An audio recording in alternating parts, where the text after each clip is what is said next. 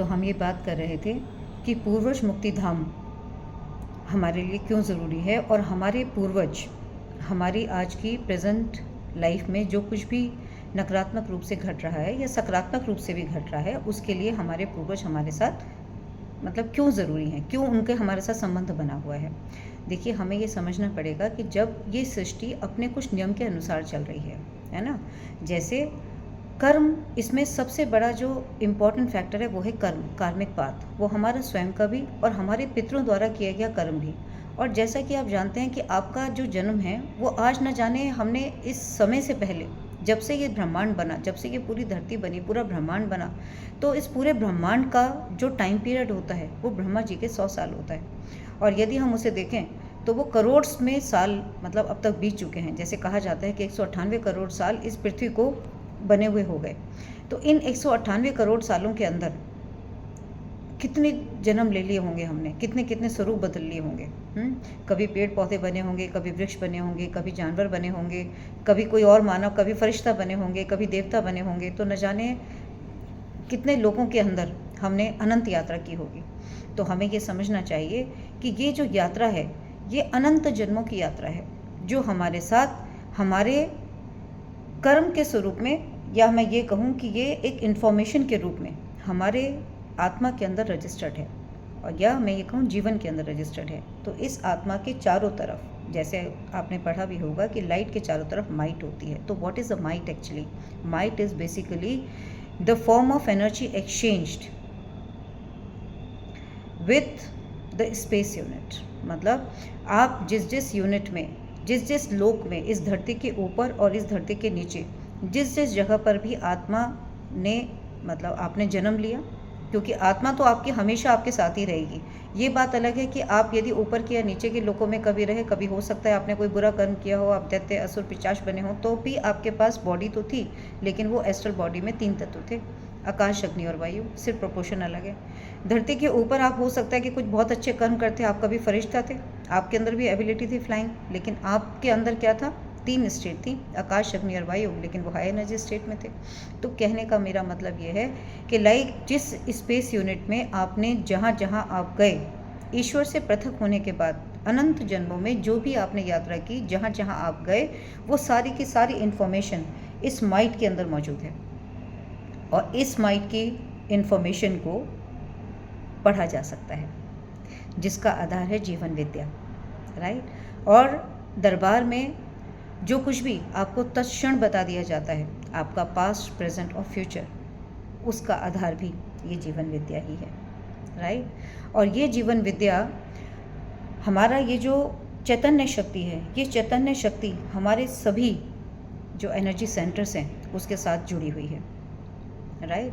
तो ये जीवन 3 ऊर्जा केंद्रों में बहुत कहते हैं ना कि जैसे सक्रिय होता है। ये मैंने गुरुदेव से ही जाना कि जीवन हमारे आज्ञा चक्र पर, हमारे अनाहत चक्र पर, और हमारे ये क्योंकि हमारी नाभि, तो नाभि है हमारा मणिपूरक चक्र, तो यहाँ पर ये लगातार गति करता रहता है। और नाभि जो है, हमारे नाभि 72,000 जो हमारे अंदर जितनी भी नाड़ियाँ हैं जिनके अंदर से ब्लड फ्लो होता है, राइट, उसका ये केंद्र है। जिस तरह हम एक वृक्ष के अंदर पेड़ की जड़ में जब पानी डालते हैं तो पेड़ फलीभूत होता है, इसी तरह से यदि आपकी नाभि के अंदर ब्लड का सर्कुलेशन, ये सब कुछ प्रॉपर है, तो आपका नाभि के अंदर, आपके अंदर यदि सब ब्लड का सर्कुलेशन और सब चीज़ें प्रॉपर हैं, तो आप कभी भी मतलब सिक नहीं होंगे। तो इसलिए blood circulation plays a very important role when the blood circulates properly in all the arteries of your human body. तो हमने ये जाना कि हमारे लिए पूर्वज मुक्तिधाम इसलिए ज़रूरी है क्योंकि पूर्वज आज भी हमारे साथ जुड़े हुए हैं। अब हम इसको ऐसा समझते हैं कि जिसे हम डेथ कह देते हैं। हम डेथ में क्या करते हैं कि कोई व्यक्ति अपने प्राण छोड़ देता है, आपके पास एक बॉडी रखी होती है, वो निष्क्रिय स्वरूप में होती है ना। आपको लगता है कि व्यक्ति मर गया, सेल या साइंटिस्ट उसको कुछ नाम दे देते हैं कि सेल एपोप्टोसिस हो गया permanently, and now the body is dead and you burn the body.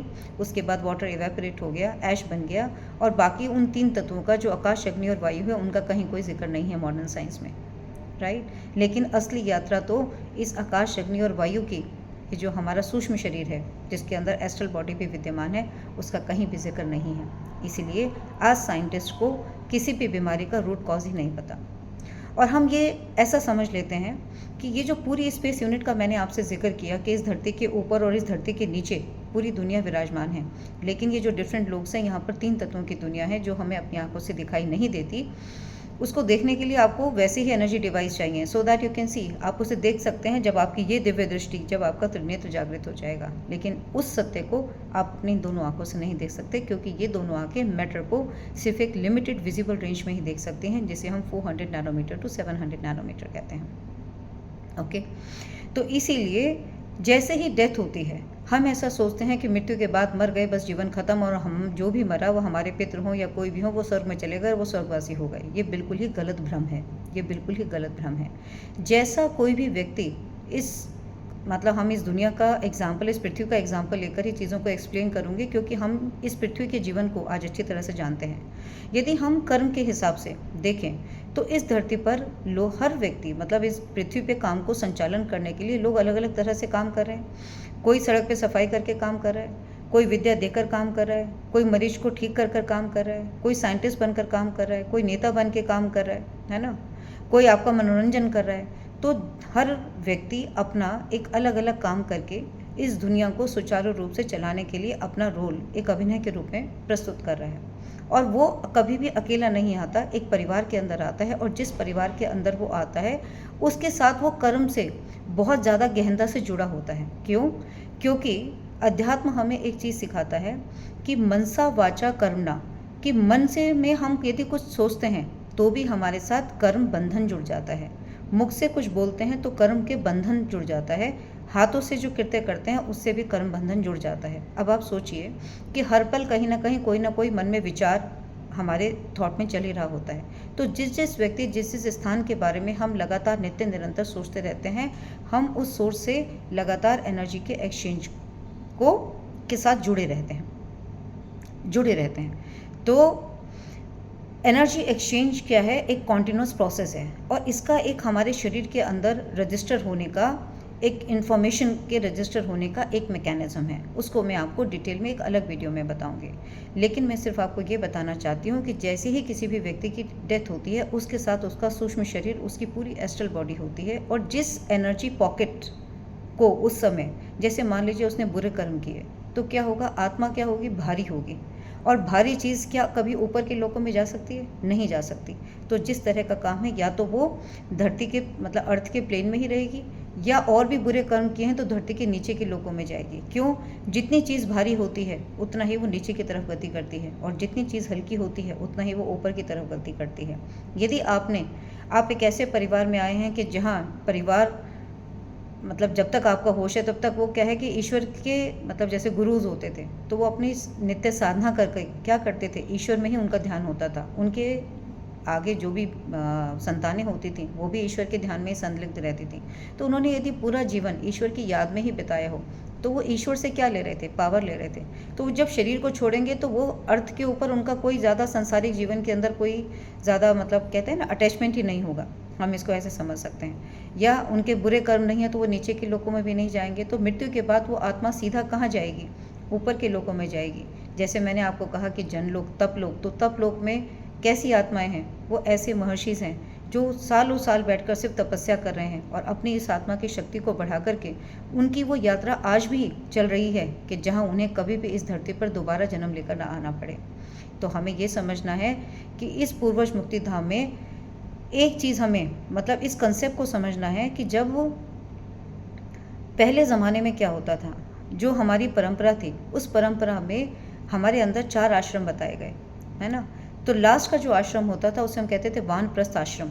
वानप्रस्थ आश्रम का मतलब है कि चाहे राजा हो, चाहे रंक हो, कोई भी हो, वो अपने जीवन काल में अपनी सारी जिम्मेवारियां पूरी करने के बाद वो कहाँ चले जाते थे?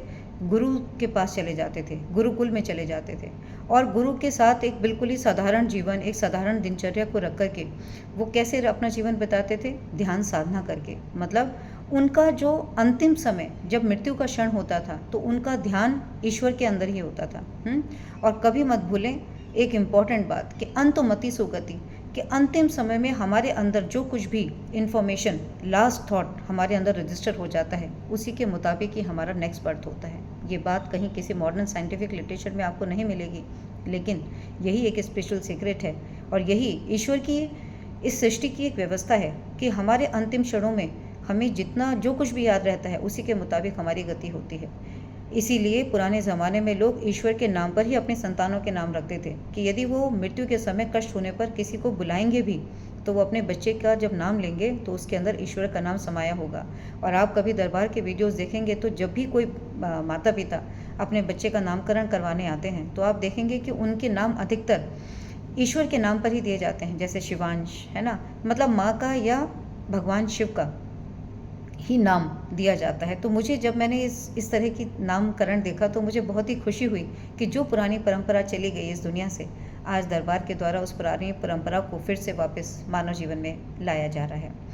तो जो पहले होता था वही आज दोबारा से उसका पुनर्जन्म हो रहा है। तो हमें ये देखना है कि आज जब व्यक्ति कोई भी, क्योंकि हम ये बात भूल गए कि अंतमति सो गति का क्या इंपॉर्टेंस है। तो इसलिए आज जब मानव अपने प्राण छोड़ता है तो क्या होता है, उसका बहुत ज़्यादा मोह होता है, क्योंकि वो भूल ही गया कि मोह ही मेरे पुनर्जन्म का कारण है। मोह ही एक ऐसा कारण है जिसके कारण मैं फिर दोबारा बंध कर अपनी अतृप्त इच्छाओं को पूरा करने के लिए मैं अनंत काल से अनंत जन्मों से जन्म लेकर बार बार मरता हूँ, बार बार जन्म लेता हूँ। तो मरना और पुनर्जन्म लेना ये घटना न जाने कब से चली आ रही है। जैसे अच्छे कर्म करते हैं तो अच्छे परिवार संस्कार अच्छे लोग मिल जाते हैं, बुरे कर्म करते हैं तो बुरे तरह के लोग मिल जाते हैं। फिर हम सोचते हैं कि हमारे साथ ऐसा जीवन में क्यों हो रहा है, और हम ये याद नहीं रखते कि जो कुछ भी आज हमारे प्रेजेंट जीवन में हो रहा है उसका कहीं ना कहीं हमारे कर्म के साथ जो हमने पिछले जन्मों में किए, हमारा एक कार्मिक पाथ चला आ रहा है हमारे साथ। इसलिए दरबार कहता है भूत एवं वर्तमान विज्ञान, ये पूरा एक विज्ञान है। इस सबको एक्सप्लेन करने के लिए आर्ट्स चाहिए, राइट।